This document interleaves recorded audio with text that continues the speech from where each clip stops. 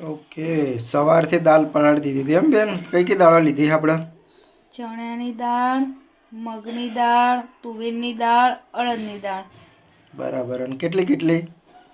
2 વાટકી ચોખાની અને 1 વાટકી દાળની. બરાબર. સવારથી પલાળેલું ને તાર બપોર થઈ ગઈ. હવે આને આપણે હું ક્રશ કરી દેવાનું મિક્સરમાં બધું? બરાબર. ચલો ક્રશ કરી દઈએ તાવ. આપણે પાણીની જગ્યાએ છાશ નાખવાની એમ? કેમ?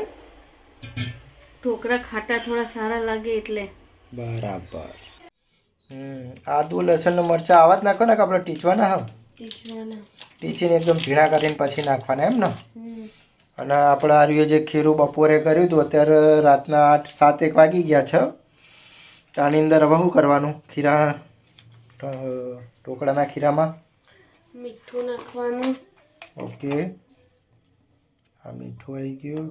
આપણા સ્વાદ અનુસાર મીઠું નાખવાનું પોતપોતાની રીતે. પછી ધાણા જીરું નાખવાનું. બરાબર.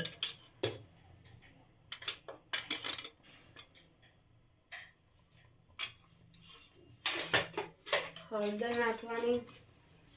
કલર સારો આવે પીળો.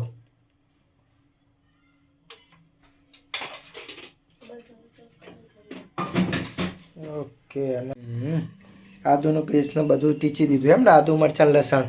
આદુ મરચાં અને લસણ. બરાબર. એ નાખી દીધું. પછી એક પરી તેલ નાખી દેવાનું. બરાબર ને? પછી ઈનો લાસ્ટમાં નાખવાનો એમ ને? ઓકે.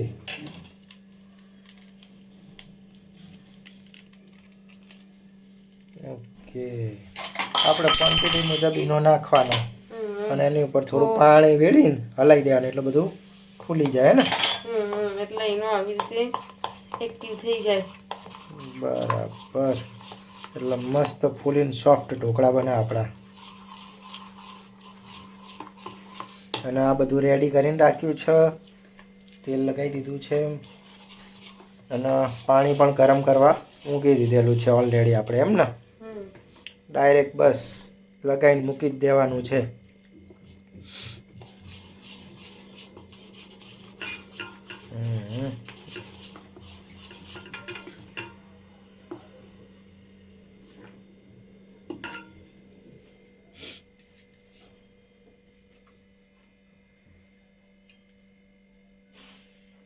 ઓકે.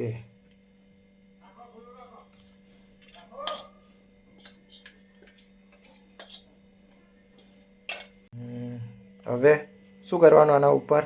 મરચું. ઓકે, મસ્ત દેખાય હો નારી.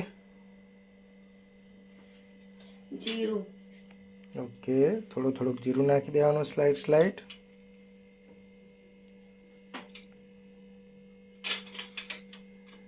ધાણા જીરું.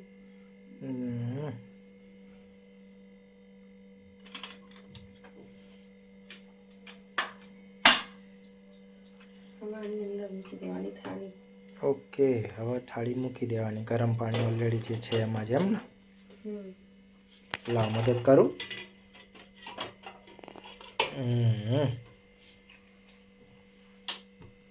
ગેસ ફૂલ કરી દેવાનો પછી એમ ને?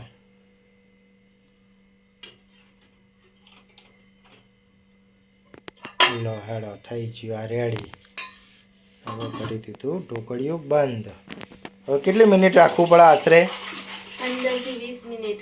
15 થી 20 મિનિટ રાખવાનું એમ ને? સારું, ચલો તો પછી જોઈએ. 15-20 મિનિટ જેવું થઈ ગયું છે. ખોલીને ચેક કરી લઈએ થયું કે નહીં થયું. અરે વાહ, કલર તો બહુ મસ્ત આવ્યો છે ને?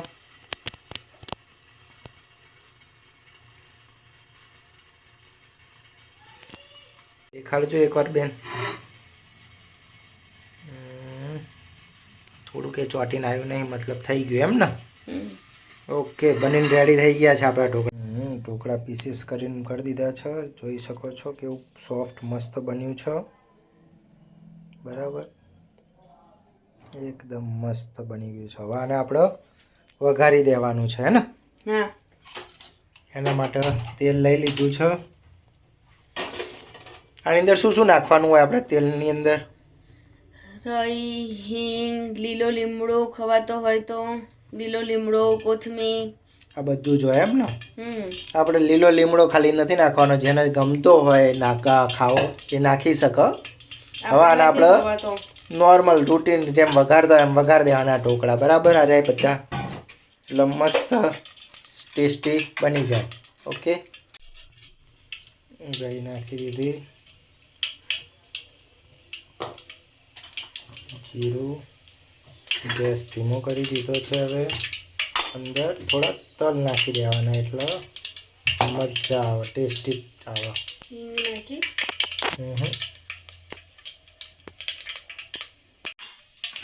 હિંગ નાખી દીધી.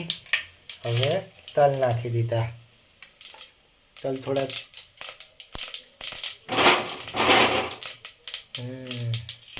પછી બધા ઢોકળા આપણા નાખી દેવાના.